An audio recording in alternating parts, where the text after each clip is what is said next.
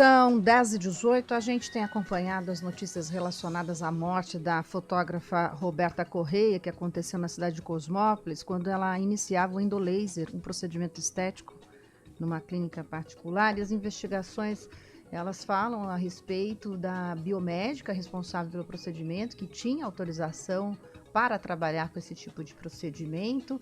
Fala também agora nas investigações que a Vanusa Aguilar está prestando aí seus depoimentos à Polícia Civil e comentando a respeito da situação. Ela nega que houve demora para o atendimento e ela também explicou alguns detalhes, enfim. O fato é que Isabela Dourado, esteticista Dourado Fernandes, que também trabalhava no mesmo dia com ela, a esteticista, foi quem aplicou a anestesia na paciente, segundo investigações da Polícia Civil. E agora há um grande questionamento e, claro, uma comoção nacional por conta deste acontecimento, até porque cada vez mais, principalmente mulheres, homens também, mas principalmente mulheres, realizam procedimentos estéticos e com grande volume, assim. Então, pelo menos esperam aí alguns meses, mas pelo menos em um ano tem gente que faz aí de 4 a 5 procedimentos. Isso tem sido bastante comum. Agora, existe um outro fator que os pacientes sempre se preocupam, que é o medo de fazer anestesia. Em Campinas, nós tivemos, nos últimos anos, casos de morte relacionadas à aplicação de anestesia quando o paciente ia fazer exames, por exemplo. E todos, claro, têm certo receio, não só de tomar anestesia, como de fazer contraste, por exemplo, ou de tomar uma medicação, um fármaco que cause algum tipo de alergia que possa prejudicar a saúde ou ser fatal. A gente vai falar sobre esse assunto porque ficar inconsciente para um procedimento, para um exame, para uma cirurgia, a gente perde totalmente o controle da situação, a gente confia no profissional, no médico, e tem ótimos profissionais, e tem também algumas questões do decorrer do atendimento que não são previstos. Estamos, sim, fadados a ter, infelizmente, uma má notícia quando a gente se coloca, né, numa situação dessa. Até por isso, no protocolo, a gente assina ali um termo autorizando, por exemplo, é o caso do contraste. Enfim, diante deste assunto, a preocupação é orientar e fazer prestação de serviço. Então, a médica anestesiologista Thaís Félix está na linha agora com a gente para conversar um pouco, explicar de uma forma geral esse contexto para o paciente. Doutora Thaís, obrigada pela sua participação aqui no CBN Campinas. Um bom dia. Oi, bom dia, Carolina. Obrigada pelo convite. Thaís, a primeira pergunta sempre é sobre a segurança. Existem protocolos médicos para identificar? Porque quando a gente vai fazer um exame, por exemplo, muita gente relata isso. O técnico de enfermagem ou o profissional de saúde nos pergunta: tem alergia a algum medicamento? A gente acha que não tem, mas pode ser que tenha e não saibamos, não? Isso mesmo. Na verdade, o protocolo que nós médicos usamos é sempre perguntar os antecedentes para os pacientes, né? Porque caso o paciente já saiba que tem alergia a algum medicamento, a gente já não vai utilizar esse medicamento. Então, é muito importante, na hora de fazer uma anestesia, o planejamento dessa anestesia, né? Então, a gente sempre faz a consulta pré-anestésica, né? E aí a gente já vê todos os antecedentes desse paciente, outras doenças de saúde, né? Se já teve algum problema de coração, algum outro problema. E é muito importante saber se teve algum antecedente de alergia. Isso ajuda bastante a gente em planejar. Mas sabemos que a maior parte dos pacientes não sabem se tem alergia e aí realmente, em muitas situações, a gente vai descobrir só na hora mesmo do procedimento. Essa pergunta que também todos se fazem. Existem intercorrências, acho que essa palavra que os médicos geralmente usam, depois que o procedimento foi iniciado, mesmo que esteja tudo certinho, ainda há possibilidades de ocorrências? Sim, isso é uma pergunta bem importante. Sim, mesmo a gente tendo conversado com o paciente antes, ele nunca tenha tido alergia, pode acontecer sim uma intercorrência durante o procedimento. A coisa mais importante é o paciente estar monitorizado, né? Porque quando apresenta alguma alergia, normalmente há uma alteração na saturação de oxigênio, né? Que é medido pelo oxímetro, na quantidade de oxigênio que tem no sangue. Às vezes altera a pressão, altera a frequência cardíaca. Então, isso para a gente, quando dá alguma alteração nesse monitor, né? Já tem algum sinal aí que pode ser um quadro de alergia. E aí o importante é a gente já perceber no começo, porque quando começa a reação alérgica, a gente tem uma série de medicações que a gente pode fazer e aí corta essa reação alérgica. Então não deixa chegar para um quadro grave. Normalmente a maior parte dos quadros alérgicos são leves. O paciente tem só um vermelhão no corpo, e aí a gente faz a medicação, isso se reverte e não causa nenhum depois do paciente não fica com nenhuma sequela, não tem nada mais grave. Doutora, mas isso acontece sim.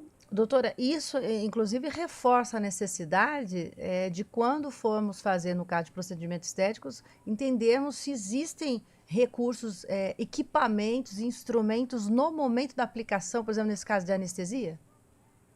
Sim, isso é muito importante. É o que eu falo sempre para os pacientes na consulta, né? A gente pode não saber que o paciente vai ter uma alergia, mas nós temos que ter na sala do procedimento todos as medicações e os monitores que são necessários para, se o paciente apresentar o quadro alérgico, a gente tem todos os equipamentos à mão para reverter esse quadro alérgico o mais rápido possível, que é isso que vai definir se o desfecho, né, se o resultado desse quadro alérgico vai ter alguma consequência para o paciente depois a longo prazo, né? Doutora, bom dia, aqui é Guilherme Pierangeli. Bom dia. A gente tem essa entrevista pré-anestésica, né, para detectar o que o paciente tem ou não tem, alguma alergia. Como que a gente, como paciente, pode descobrir isso? É consultando um alergologista, fazendo exames, é essa forma? Não tem, Guilherme, nada que a gente possa fazer com antecedência. Na verdade, o que é importante é quando o paciente apresenta uma reação alérgica, os médicos avisarem o paciente. Mas não se faz nenhum teste, não tem como você fazer, porque o teste que poderia se fazer já pode desencadear uma reação alérgica grave, né? Então, realmente, existe muitos medicamentos que podem dar alergia. Não é possível a gente fazer teste com todos eles, né? Então, realmente, o mais importante é que, se o paciente teve uma reação alérgica, ele saber qual a medicação, né? Sempre o médico, depois que acaba o procedimento, ele vai falar, olha, aconteceu isso, e a medicação é tal, essa medicação o paciente precisa deixar bem gravado na cabeça, ele precisa saber qual foi o remédio. E sempre passar isso para o médico no próximo procedimento. E existe algum, assim, entre as formas de anestesia, existe aquelas mais seguras, aquelas menos seguras, aquelas que têm uma incidência maior de problemas? Quais que são? Não tem isso. Assim, na verdade, qualquer medicação pode desencadear uma reação alérgica. Então, não tem uma anestesia que seja mais segura que a outra. Todas têm a mesma chance da reação alérgica. O importante mesmo é que você esteja recebendo a anestesia em um local que tenha as medicações para reverter o quadro, né? E estar monitorizado o tempo inteiro. É isso que vai garantir uma maior segurança para o procedimento. Doutora, uma das linhas de investigação sobre o caso lá de Cosmópolis, a gente não vai, lógico, trazer aqui opiniões ou análises a respeito de um caso que está na Polícia Civil, precisa ser investigado. Mas uma coisa, um item ali, uma característica que me chamou a atenção sobre a linha de investigação é que eles estão verificando se por acaso existe a possibilidade de ter sido uma dosagem maior do que a que deveria ser aplicada. Existe isso em termos de anestesia? Olha, nesse caso eu não vou, né, não sei nem pôr a minha opinião sobre isso, porque eu não estou por dentro também de todos os detalhes do caso. Mas normalmente a reação alérgica não tem a ver com a dosagem. Em realmente relação à medicação. Você pode ter feito uma dosagem pequena, se o paciente tem alergia a essa medicação, essa pequena dose já pode desencadear um quadro grave. Então, realmente, não é a dosagem que faz desencadear a alergia, não. Tá certo.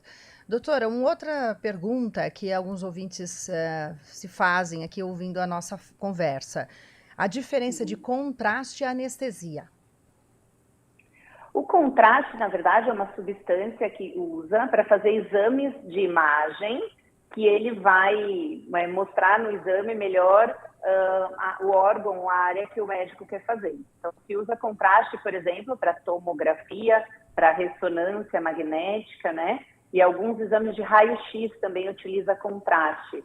Então, mas aí o contraste, ele é usado para o exame, não é um anestésico, não tem nada a ver com anestesia ou contraste, não. E cada um desses exames usam contrastes diferentes. Então, um paciente, por exemplo, que tem alergia ao contraste da tomografia, não necessariamente vai ter alergia ao contraste da ressonância. São medicações diferentes que são utilizadas em cada um desses exames. E é só mas anestesia. não é anestesia. E é só a anestesia que causa, a gente fica inconsciente ao tomar a aplicação?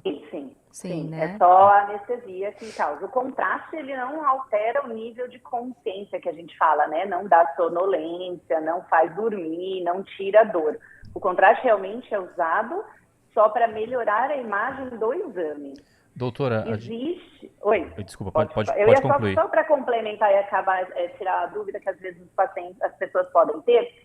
Existem algumas pessoas que fazem exame com sedação, tá? Então, pessoas, por exemplo, que têm claustrofobia, que têm medo de ficar em lugar fechado, então eles não conseguem fazer a ressonância, a tomografia acordado. Então, eles vão receber uma sedação, que é um tipo de anestesia, para fazer o exame, mas não é o contraste, tá? Ele receberia as duas coisas, o contraste para o exame e a sedação para dormir durante o exame. O que eu questionar, doutora, a pergunta da nossa ouvinte, a Sandra, que a senhora comentou sobre essa questão do local onde é feita a anestesia ter que ter uns equipamentos, né? Toda essa estrutura. Ela está perguntando se os consultórios odontológicos têm que ter esses instrumentos e quais seriam eles. Então, tem as regras, né, da Anvisa, que depende do porte do procedimento. E aí, dependendo do porte do procedimento, existem regras de equipamentos e medicações mínimas que tem que ter. Quando o dentista, ele só faz normalmente anestesia local. Então, os medicamentos, os equipamentos que ele tem que ter no consultório dele são menos, porque ele usa um anestésico que só vai agir no local, não faz o paciente dormir. Então, ele realmente tem que ter no consultório dele algumas medicações para reverter alguns quadros alérgicos, mas é coisa bem menos exigentes, né? Eles têm realmente só algumas medicações. Quando você tem um porte anestésico mais elevado, isso quer dizer que além da anestesia local, você pode fazer uma medicação para o paciente dormir, aí as exigências da Anvisa são maiores. A gente precisa ter oxigênio no local, precisa ter um desfibrilador no local e precisa ter equipamentos, por exemplo, para entubar o paciente se ele tiver uma parada respiratória durante o procedimento. Mas no consultório do dentista, como o porte anestésico é menor e é feito menos medicações, as exigências são menores mesmo. A gente registra também a participação do doutor Daniel Pereira, que é dentista, falando que, entre eles, os profissionais, realmente, a questão da anestesia local é o profissional que tem mais experiência e entende aqui para poder ajudar a população, ele comentando aqui, até por conta das repercussões que estão acontecendo diante deste caso. Tem um outro também ouvinte, só para a gente registrar, o doutor Danilo, também médico, né, Guilherme? Que escreveu aqui para a gente falando que é uma triste realidade, mas a verdade é que ele, na opinião dele, acha que os procedimentos estéticos com anestesia são procedimentos médicos que precisam ser realizados por médicos habilitados, responsáveis, e que ele acha insanidade, até para ser ameno, escreveu aqui o doutor Danilo, que é o nosso ouvinte, fazer, então, anestesia sem ser com médicos. A gente, claro, né, vai acompanhando aqui, a nossa ideia foi essa mesmo, trazer informação e prestação de serviço para o ouvinte ficar um pouco mais seguro e ir realmente no encontro desse conhecimento antes de realizar exames e procedimentos. Doutora Thaís, quero agradecê-la, viu, pela disponibilidade e rapidez que atendeu ao chamado da CBN. Imagina, é muito importante, eu acho que realmente a gente tirar essas dúvidas das pessoas, porque acontece muito no meu consultório dos pacientes virem falando que tem medo da anestesia, né? Eu acho que a gente precisa desmistificar isso um pouco, porque realmente fazer anestesia num local seguro, com um profissional habilitado, realmente traz segurança no procedimento. E a gente, como médico anestesiologista, está aqui para ajudar, cuidar do paciente e trazer segurança para o procedimento. Perfeito, então. Thaís Félix, a doutora que conversou com a gente, é médica anestesiologista. Obrigada, viu? Agora são 10h34 agora.